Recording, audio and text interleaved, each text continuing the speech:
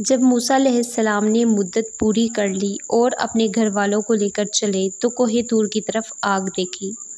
اپنی بیوی سے کہنے لگے، ٹھہرو، میں نے آگ دیکھی ہے، بہت ممکن ہے کہ میں وہاں سے کوئی خبر لاؤں یا آگ کا کوئی انگارہ لاؤں تاکہ تم سینک لو۔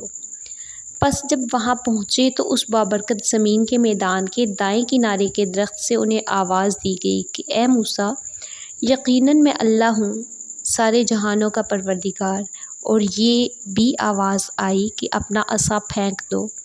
پھر جب اسے دیکھا کہ وہ سانپ کی طرح پھنپھنا رہا ہے تو پیٹھ پھیر کر واپس ہو گئے اور مڑ کر رخ بھی نہ کیا۔ ہم نے کہا، اے موسیٰ، آگے آ، ڈر مت، یقیناً تو ہر طرح امن والا ہے۔ اپنے ہاتھ کو اپنے گریبان میں ڈال دو، بغیر کسی قسم کے روگ کے بالکل سفید چمکتا ہوا نکلے گا، اور خوف سے بچنے کے لیے اپنے بازو اپنی طرف ملا لے۔ بس یہ دونوں معجزے تیرے لیے تیرے رب کی طرف سے ہیں۔ فرعون اور اس کی جماعت کی طرف یقیناً وہ سب کے سب نافرمان لوگ ہیں۔ حضرت موسیٰ علیہ السلام واقعی ایک خبر لے کر آئے۔ وہ کتنی عظیم خبر تھی، انہیں رہنمائی بھی ملی، اور کتنی عظیم الشان تھی وہ رہنمائی۔ انہوں نے وہاں سے ایک بے مثال روشنی حاصل کی تھی۔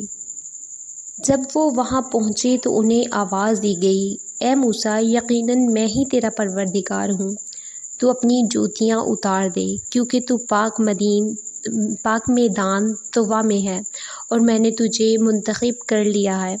اب جو وحی کی جائے اسے کان لگا کر سن، بے شک میں اللہ ہی ہوں، میرے سوا کوئی عبادت کے لائق نہیں، بس تو میری ہی عبادت کر اور میری یاد کے لیے نماز قائم رکھ۔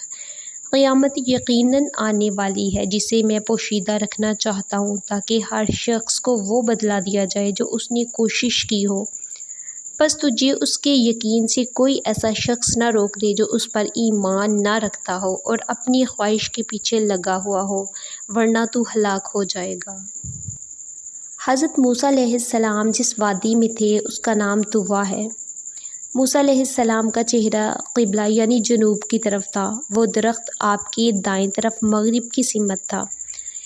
اس مقدس وادی طویٰ میں اللہ تعالیٰ نے آپ سے کلام کیا، پہلے جوتے اتارنے کا حکم دیا۔ اس کا مقصد اس مقدس مقام کا احترام تھا، بالخصوص اس مبارک رات میں تو اس مقام کو مزید تقدس اور برکت حاصل ہو گئی تھی۔ بائبل میں لکھا ہے کہ روشنی اس قدر شدید تھی کہ موسیٰ علیہ السلام کو اپنی نظر کے ختم ہو جانے کا خطرہ پیدا ہو گیا، چنانچہ آپ نے اپنی آنکھوں پر ہاتھ رکھ لیے۔ اللہ تعالیٰ نے حضرت موسیٰ علیہ السلام کو بتایا کہ یہ دنیا فانی ہے، دائمی گھر قیامت کو ملے گا جو یقیناً قائم ہونے والی ہے، تاکہ ہر شخص کو وہ بدلہ دیا جائے جو اس نے کوشش کی ہو، یعنی نیکی اور بدی کا بدلہ ملے گا۔ اللہ تعالیٰ نے آپ کو اس دن کے لیے عمل کرنے کی ترغیب دی اور ایسے لوگوں سے الگ رہنے کی ہدایت فرمائی جو اپنے مالک کی نافرمانی کرتے ہیں اور اپنے دل کی خواہش کے پیچھے چلتے ہیں۔ پھر اپنی قدرت کے اظہار کے لیے اور اپنی کن فیکن کی شان دکھانے کے لیے موسیٰ علیہ السلام سے فرمایا، اے موسیٰ، تیرے دائیں ہاتھ میں یہ کیا ہے؟ کیا یہ وہی لاٹھی نہیں جو تیری دیکھی بالی ہے جب سے تجھے ملی ہے؟ جواب دیا، یہ میری لاٹھی ہے جس پر میں ٹیک لگاتا ہوں اور جس سے میں اپنی بکریوں کے لیے پتے جاڑ لیا کرتا ہوں، اس میں مجھے اور بھی بہت سے فائدے ہیں، یعنی یہ وہی لاٹھی ہے جسے میں اچھی طرح پہچانتا ہوں۔ فرمایا، اے موسیٰ، اسے نیچے ڈال دے، چنانچہ ان کے ڈالتے ہی وہ سانپ بن کر دوڑنے لگی۔ یہ ایک عظیم معجزہ تھا اور اس بات کی قاطع دلیل تھی کہ آپ سے کلام کرنے والا وہی اللہ ہے جو اپنے امر کن سے ہر چیز کو پیدا کرتا ہے۔ پھر اللہ تعالیٰ نے آپ علیہ السلام کو حکم دیا کہ اپنے ہاتھ کو اپنے گریبان میں ڈال، وہ سفید چمکتا ہوا نکلے گا بغیر کسی عیب کے، اور خوف سے بچنے کے لیے اپنے بازو اپنی طرف ملا لے۔ کہا جاتا ہے کہ اس کا مطلب یہ ہے کہ جب تجھے خوف محسوس ہو تو اپنے دل پر ہاتھ رکھ لے، تجھے تسکین ہو جائے گی۔ عصا اور ہاتھ کے معجزے کی طرف اس آیت میں اشارہ ہے۔ بس یہ دونوں معجزے تیرے لیے تیرے رب کی طرف سے ہیں۔ فرعون اور اس کے درباریوں کی طرف ان کے ساتھ 7 نشانیاں اور تھیں۔ یہ وہ 9 نشانیاں ہیں جن کا ذکر اللہ تعالیٰ نے سورہ بنی اسرائیل کے آخر میں کیا ہے۔ ارشاد باری تعالیٰ ہے، اور ہم نے موسیٰ کو 9 کھلی نشانیاں دیں، سو بنی اسرائیل سے دریافت کر لو۔ جب وہ ان کے پاس آئے تو فرعون نے ان سے کہا کہ اے موسیٰ، میں خیال کرتا ہوں کہ تم پر جادو کیا گیا ہے۔ انہوں نے کہا کہ تم یہ جانتے ہو کہ آسمانوں اور زمین کے پروردگار کے سوا ان کو کسی نے نازل نہیں کیا، اور وہ بھی تم لوگوں کے سمجھانے کو، اور اے فرعون، میں خیال کرتا ہوں کہ تم ہلاک ہو جاؤ گے۔ جب اللہ تعالیٰ نے حضرت موسیٰ علیہ السلام کو فرعون کے پاس جانے کا حکم دیا تو حضرت موسیٰ علیہ السلام نے کہا، اے پروردگار، ان میں سے ایک شخص میرے ہاتھ سے قتل ہو چکا ہے، سو مجھے خوف ہے کہ وہ کہیں مجھ کو مار نہ ڈالے، اور ہارون جو میرا بھائی ہے اس کی زبان مجھ سے زیادہ فصیح ہے، لہٰذا اس کو میرے ساتھ مددگار بنا کر بھیج کے میری تصدیق کرے، مجھے خوف ہے کہ وہ لوگ میری تکذیب کریں گے۔ اللہ نے فرمایا، ہم تمہارے بھائی سے تمہارے بازو کو مضبوط کریں گے اور تم دونوں کو غلبہ دیں گے، سو ہماری نشانیوں کے سبب وہ تم تک پہنچ نہ سکیں گے، اور تم اور جنہوں نے تمہاری پیروی کی غالب رہو گے۔ اللہ تعالیٰ نے فرمایا، موسیٰ، تیرے تمام سوالات پورے کر دیے گئے ہیں، یعنی ہم نے آپ کی ساری دعائیں قبول کر لیں، اور جو کچھ آپ نے ہم سے مانگا ہم نے دے دیا۔ اس سے معلوم ہوتا ہے کہ اللہ تعالیٰ کے ہاں آپ علیہ السلام کا مقام بہت بلند تھا۔ آپ نے اپنے بھائی کے حق میں نبوت کی دعا فرمائی، اللہ تعالیٰ نے ان کو نبوت عطا فرما دی۔ اللہ تعالیٰ نے فرمایا، اور وہ اللہ کے نزدیک باعزت تھے، اور فرمایا، اور اپنی خاص مہربانی سے ان کے بھائی ہارون کو نبی بنا کر انہیں عطا فرمایا۔ کچھ لوگ حج کی ادائیگی کے لیے سفر کر رہے تھے۔ راستے میں ام المومنین حضرت عائشہ صدیقہ رضی اللہ تعالیٰ عنہا نے سنا کہ ایک آدمی اپنے ساتھیوں سے کہہ رہا ہے، کون سے بھائی نے اپنے بھائی پر سب سے بڑا احسان کیا؟ وہ لوگ خاموش رہے، جواب نہ دے سکے۔ ام المومنین سیدہ عائشہ صدیقہ رضی اللہ تعالیٰ عنہا نے اپنے محمل کے قریب کے افراد کو اس سوال کا جواب بتاتے ہوئے فرمایا، وہ موسیٰ بن عمران تھے جنہوں نے اپنے بھائی ہارون علیہ السلام کے حق میں دعا کی تو ان کی طرف بھی وحی نازل ہونے لگی۔ اللہ تعالیٰ نے فرمایا، ہم نے اپنی خاص مہربانی سے ان کے بھائی ہارون کو نبی بنا کر انہیں عطا فرما دیا۔ اللہ تعالیٰ نے موسیٰ علیہ السلام کو اور ہارون علیہ السلام کو حکم دیا کہ فرعون کے پاس جا کر اسے توحید کا پیغام دیں کہ وہ صرف اکیلے اللہ کی عبادت کرے جس کا کوئی شریک نہیں، اور بنی اسرائیل کو اپنے قبضے اور تسلط سے آزاد کرے، وہ جہاں چاہیں جا کر اپنے رب کی عبادت کریں اور اس کی توحید پر کاربند رہتے ہوئے اس سے دعا و التجا میں مشغول ہو جائیں۔ فرعون پر فخر و تکبر کے جذبات غالب آ گئے۔ اس نے حضرت موسیٰ علیہ السلام کو تحقیر کی نظر سے دیکھتے ہوئے کہا، کیا تم وہی نہیں جسے ہم نے اپنے گھر میں پالا اور طویل عرصہ تک تجھ سے حسن سلوک کرتے ہوئے انعامات کی بارش کیے رکھی؟ پھر فرعون نے آپ پر پرورش اور حسن سلوک کا جو احسان جتلایا تھا اس کا جواب دیتے ہوئے موسیٰ علیہ السلام نے فرمایا، مجھ پر تیرا کیا یہی وہ احسان ہے جسے تو جتا رہا ہے کہ تو نے بنی اسرائیل کو غلام بنا رکھا ہے؟ یعنی تو نے مجھ ایک فرد پر جو احسان کیا ہے، کیا تو اپنے اس ظلم کے مقابلے میں اس کا ذکر کر سکتا ہے؟ کہ اللہ تعالیٰ نے سورۃ الشعراء میں حضرت موسیٰ علیہ السلام اور فرعون کا مکالمہ بیان فرمایا ہے۔ فرعون نے کہا، رب العالمین کیا ہوتا ہے؟ موسیٰ علیہ السلام نے فرمایا، وہ آسمانوں اور زمین اور ان کے درمیان کی تمام چیزوں کا رب ہے، اگر تم یقین رکھنے والے ہو۔ فرعون نے اپنے ارد گرد والوں سے کہا، کیا تم سن رہے ہو؟ موسیٰ علیہ السلام نے فرمایا، وہ تمہارا اور تمہارے اگلے باپ دادا کا پروردگار ہے۔ فرعون نے کہا، لوگو، تمہارا یہ رسول جو تمہاری طرف بھیجا گیا ہے یہ تو یقیناً دیوانہ ہے۔ موسیٰ علیہ السلام نے فرمایا، وہی مشرق و مغرب کا اور ان کے درمیان کی تمام چیزوں کا رب ہے، اگر تم عقل رکھتے ہو۔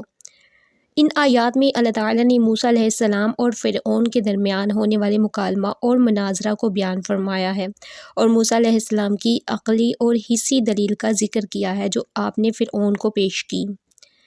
فرعون اللہ تبارک و تعالیٰ کے وجود کا انکار کرتا تھا اور دعویٰ کرتا تھا کہ وہ خود معبود ہے، چنانچہ اس نے سب کو جمع کر کے اعلان کیا کہ تم سب کا سب سے بلند و بالا رب میں ہی ہوں۔ دوسرے مقام پر اس طرح سے اس اعلان کو بیان کیا، اے درباریوں، میں تو اپنے سوا کسی کو تمہارا معبود نہیں جانتا۔ وہ محض ہٹ درمی کی بنیاد پر یہ بات کہہ رہا تھا، حالانکہ اسے معلوم تھا کہ وہ خود ایک بندہ ہے جو کسی اور کے سایہ ربوبیت میں ہے، اور اللہ ہی خالق اور مالک اور معبود ہے۔ انہوں نے صرف ظلم اور تکبر کی بنیاد پر انکار کر دیا، حالانکہ ان کے دل یقین کر چکے تھے۔ تو اللہ تعالیٰ فرماتے ہیں انہوں نے صرف ظلم اور تکبر کی بنیاد پر انکار کر دیا، حالانکہ ان کے دل یقین کر چکے تھے۔ پس دیکھ لیجئے ان فتنہ پرواز لوگوں کا انجام کیسا ہوا۔ فرعون نے اپنے وزیروں، امیروں اور درباریوں سے کہا، کیا تم سن رہے ہو؟ یعنی موسیٰ علیہ السلام کی باتوں کا مذاق اڑاتے ہوئے کہا، کیا تم اس کی بات سن رہے ہو؟ موسیٰ علیہ السلام نے فرعون اور اس کے درباریوں کو مخاطب کرتے ہوئے فرمایا، وہ تمہارا اور تمہارے اگلے باپ دادا کا پروردگار ہے، مطلب یہ کہ اسی نے تمہیں اور تم سے پہلے آباء و اجداد کو پیدا کیا تھا۔ یہ بات ہر شخص جانتا ہے کہ فرعون نے اپنے آپ کو پیدا نہیں کیا، نہ ماں باپ کو پیدا کیا، اور نہ وہ کسی پیدا کرنے والے کے بغیر وجود میں آ گیا، بلکہ اسے اللہ نے پیدا کیا جو تمام جہانوں کا مالک ہے۔ انہیں دو نقطوں کی طرف اس فرمان میں توجہ دلائی گئی۔ عنقریب ہم اپنی نشانیاں آفاق عالم میں بھی دکھائیں گے اور خود ان کی اپنی ذات میں بھی، یہاں تک کہ ان پر کھل جائے کہ حق یہی ہے۔ اس کے باوجود فرعون اپنی مدہوشی سے ہوش میں نہ آیا اور گمراہی کو ترک نہ کیا، بلکہ سرکشی، عناد اور کفر پر اڑا رہا۔ فرعون جب دلائل کے میدان میں شکست کھا گیا، اس کے شبہات کا واضح جواب مل گیا اور اس کے پاس عناد اور ضد کے سوا انکار کی کوئی بنیاد نہ رہی، تو اس نے اپنی بادشاہت، اقتدار اور اختیارات کا رعب ڈالنا چاہا۔ ارشاد باری تعالیٰ ہے، فرعون کہنے لگا، سن لے، اگر تو نے میرے سوا کسی اور کو معبود بنایا تو میں تجھے قیدیوں میں شامل کر دوں گا۔ موسیٰ علیہ السلام نے کہا، اگرچہ میں تیرے پاس کوئی کھلی چیز لے آؤں تو بھی؟ فرعون نے کہا، اگر تو سچوں میں سے ہے تو اسے پیش کر۔ آپ نے اسی وقت اپنی لاٹھی زمین پر ڈال دی جو اچانک زبردست اژدہا بن گئی اور اپنا ہاتھ کھینچ نکالا تو وہ بھی اس وقت دیکھنے والوں کو سفید چمکتا ہوا نظر آنے لگا۔ یہ وہ دو معجزے ہیں جن کے ساتھ اللہ تعالیٰ نے موسیٰ علیہ السلام کی مدد فرمائی، یعنی عصا اور ید بیضاء۔ اسی مقام پر اللہ تعالیٰ نے ایسی اشیاء ظاہر فرمائی جن کو دیکھ کر عقلیں ششدر رہ گئیں اور آنکھیں خیرہ ہو گئیں۔ جب آپ نے اپنی لاٹھی زمین پر پھینکی تو وہ بہت بڑا خوفناک سانپ بن گئی۔ یہ منظر اتنا دہشت زدہ کرنے والا تھا۔ ایک قول کے مطابق یہ معجزہ دیکھ کر فرعون شدید خوف زدہ ہو گیا۔ اسی طرح جب موسیٰ علیہ السلام نے گریبان میں ہاتھ ڈال کر نکالا تو وہ چاند کے ٹکڑے کی طرح چمک رہا تھا اور اس کے نور سے آنکھیں چندیا رہی تھیں۔ جب آپ نے دوبارہ گریبان میں ہاتھ ڈال کر نکالا تو وہ عام حالت میں واپس آ چکا تھا۔ ان سب دلائل سے بھی فرعون کو کوئی فائدہ نہ ہوا، بلکہ وہ اپنے کفر پر اڑا رہا۔ اس نے ان معجزات کو جادو قرار دیا اور اس کا مقابلہ جادو کے ذریعے سے کرنا چاہا۔ اس نے اپنے ملک کے ان تمام جادوگروں کو جمع کرنے کے لیے آدمی بھیج دیے جو اس کی رعیت میں شامل تھے، لیکن اس کے نتیجے میں حق کی حقانیت مزید واضح اور پختہ ہو گئی۔ ارشاد باری تعالیٰ ہے، ہم نے اسے اپنی سب نشانیاں دکھا دیں، پھر بھی اس نے جھٹلایا اور انکار کر دیا۔ کہنے لگا، اے موسیٰ، کیا تو اسی لیے آیا ہے کہ ہمیں اپنے جادو کے زور سے ہمارے ملک سے باہر نکال دے؟ اچھا، ہم بھی تیرے مقابلے میں اسی جیسا جادو ضرور لائیں گے۔ تو ہمارے اور اپنے درمیان ایک وعدے کا وقت مقرر کر لے کہ نہ ہم اس کی خلاف ورزی کریں اور نہ تم۔ صاف میدان میں مقابلہ ہو۔ موسیٰ علیہ السلام نے جواب دیا، زینت اور جشن کے دن کا وعدہ ہے اور یہ کہ لوگ دن چڑھے جمع ہو جائیں۔ اللہ تعالیٰ فرعون کی بد نصیبی، جہالت اور حماقت کا ذکر کرتے ہوئے فرماتے ہیں کہ اس نے اللہ کی آیات کو جھٹلایا اور تکبر کی وجہ سے ان کو ماننے سے انکار کیا، اور موسیٰ علیہ السلام سے کہا کہ تو نے جو معجزے پیش کیے ہیں یہ جادو کے ہتھ کنڈے ہیں، ایسے شابدوں کے ساتھ ہم بھی تیرا مقابلہ کر سکتے ہیں۔ پھر موسیٰ علیہ السلام سے مطالبہ کیا کہ آپ ایک دن مقابلے کا وقت مقرر کر لیں۔ حضرت موسیٰ علیہ السلام خود بھی یہی چاہتے تھے کہ سب لوگوں کے سامنے اللہ کی آیات، معجزات اور دلائل و براہین ظاہر کریں۔ اس لیے آپ نے فرمایا، زینت اور جشن کے دن کا وعدہ ہے۔ یہ ان کے ایک تہوار کا دن تھا جس میں وہ جمع ہوتے، میلہ لگاتے اور خوشی مناتے تھے، اور یہ کہ لوگ دن چڑھے جمع ہو جائیں۔ ضحیٰ سے مراد دن کے شروع کا وقت ہے جب دھوپ خوب نکل آئے۔ آپ نے یہ وقت اس لیے پسند فرمایا کہ حق خوب واضح اور ظاہر ہو جائے۔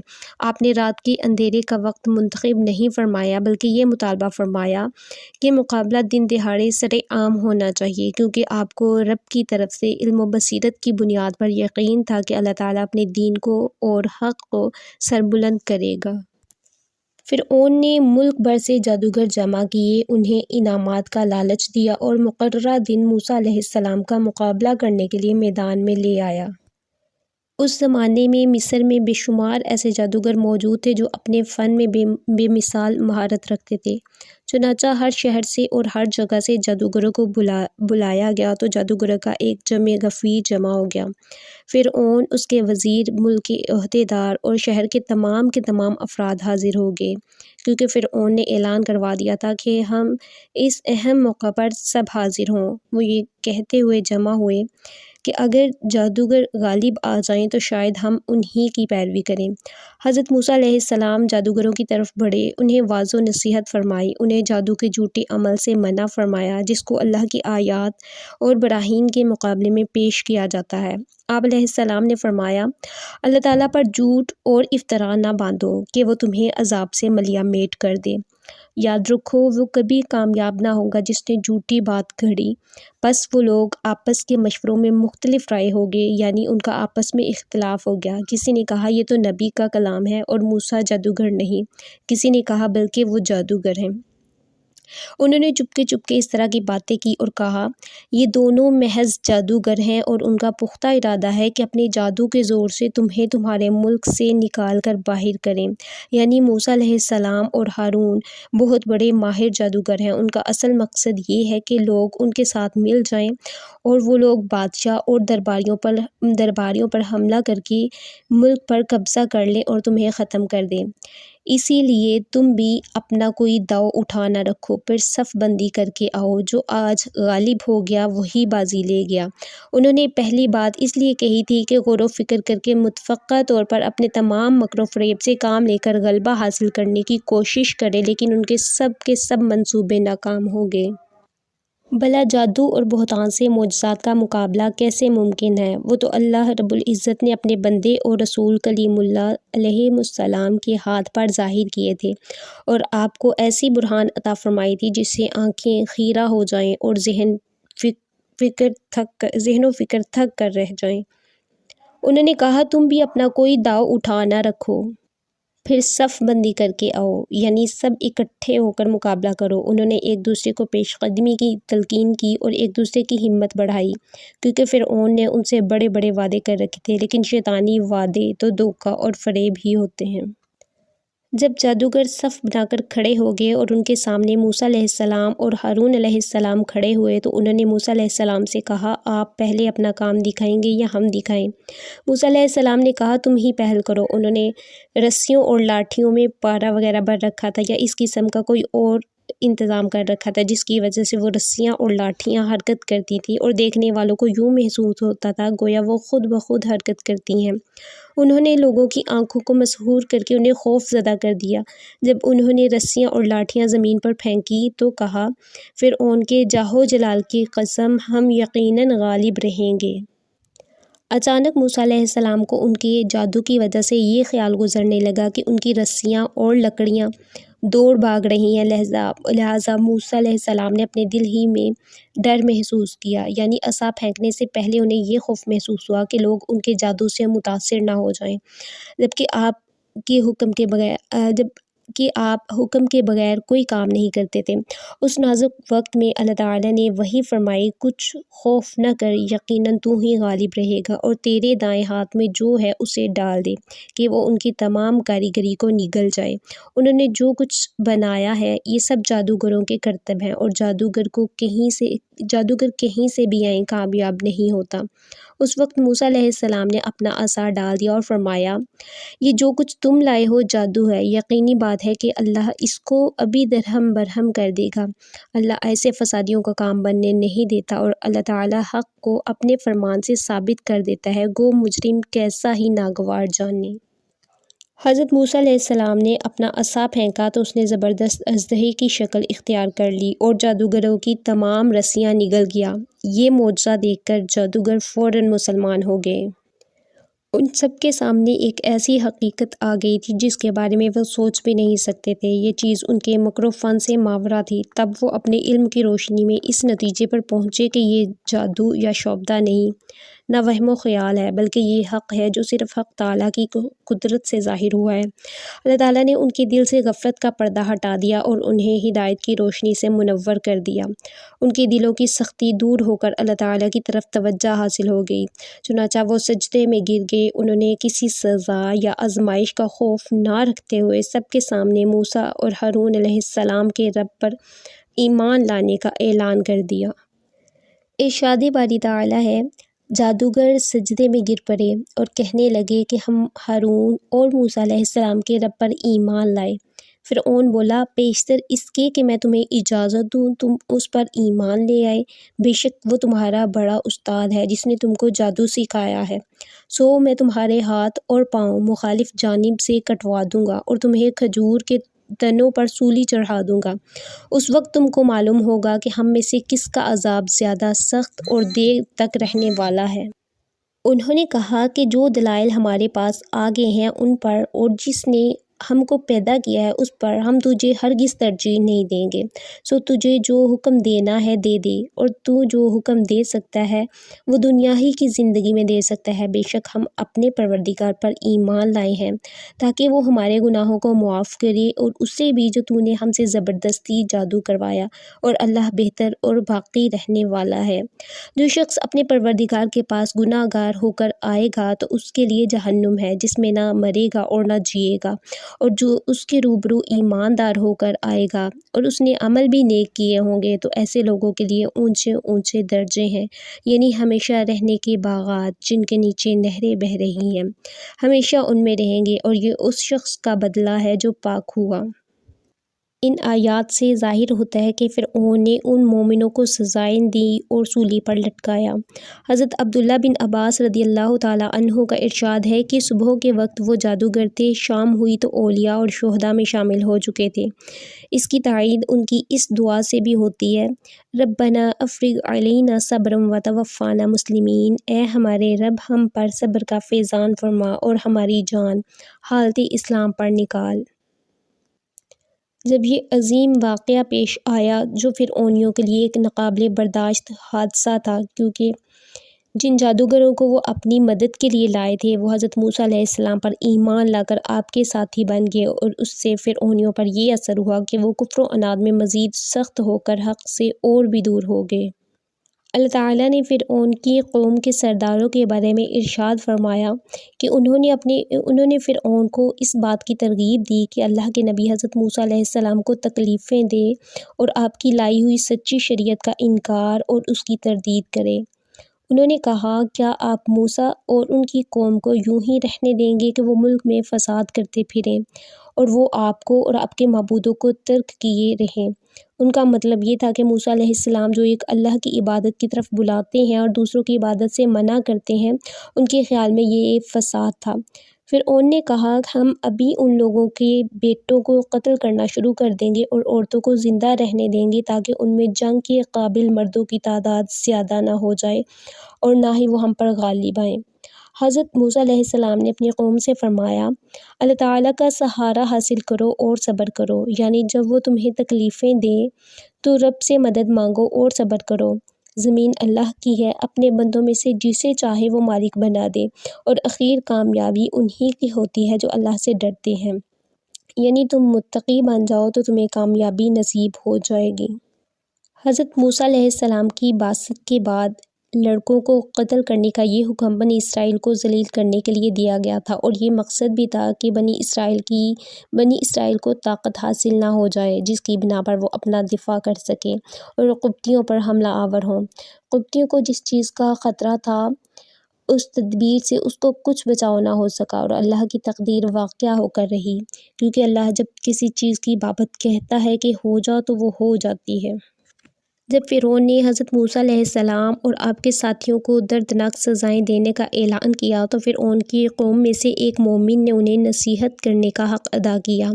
ارشاد باری تعالیٰ ہے، اور ایک مومن شخص نے جو فرعون کے خاندان میں سے تھا اور اپنا ایمان چھپائے ہوئے تھا کہا، کیا تم ایک شخص کو محض اسی بات پر قتل کرتے ہو کہ وہ کہتا ہے کہ میرا رب اللہ ہے اور تمہارے رب کی طرف سے دلیلیں لے کر آیا ہے؟ اگر وہ جھوٹا ہے تو اس کا جھوٹ اسی پر ہے، اور اگر وہ سچا ہے تو جس عذاب کا وہ تم سے وعدہ کر رہا ہے وہ کچھ نہ کچھ تو تم پر آ پڑے گا۔ اللہ تعالیٰ کی اس کی رہبری نہیں کرتا جو حد سے گزر جانے والا اور جھوٹا ہو۔ اے میری قوم کے لوگو، آج تو بادشاہت تمہاری ہے کہ اس زمین پر تم غالب ہو، لیکن اگر اللہ کا عذاب ہم پر آ گیا تو کون ہماری مدد کرے گا؟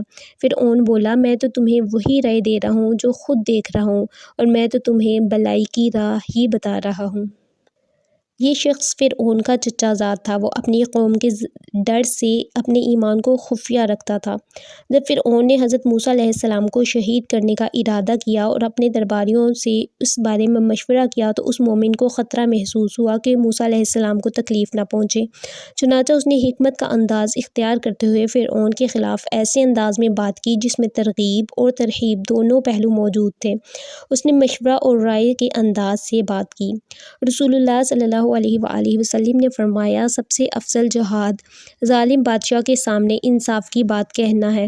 یہ شخص اس مقام کے اعلیٰ ترین درجے پر فائز تھا۔ فرعون سے بڑھ کر کوئی ظالم نہیں اور اس مومن کی بات سے بڑھ کر حق و انصاف والی کوئی بات نہیں۔